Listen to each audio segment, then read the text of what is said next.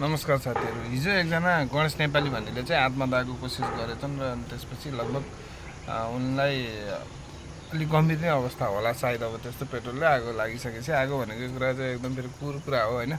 अब यही विषयलाई लिएर अब रोइलो सुरु भइसक्यो। यो कुरालाई जुनसुकै नेपालमा जुनसुकै एउटा घटना घट्यो भने चाहिँ सरकार विरोधी घटना मान्छेहरू चाहिँ सलबलाउँछन् है। जुन त्यति बेला पनि सलबलाउँछन्। 2023मा एउटा घटना घटेको थियो, त्यति बेला पनि सरकार विरोधी मान्छेहरू सलबलाएकै हुन्।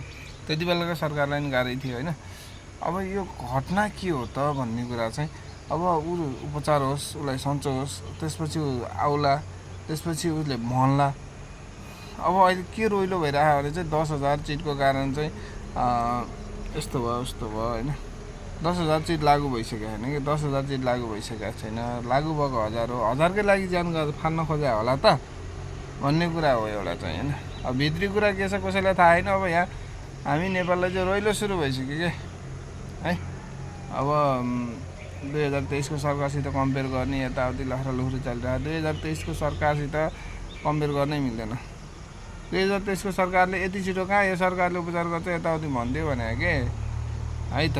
त्यही भएर तपाईँहरूलाई के लाग्छ आफ्नो विचार प्रष्ट राख्नु होला है।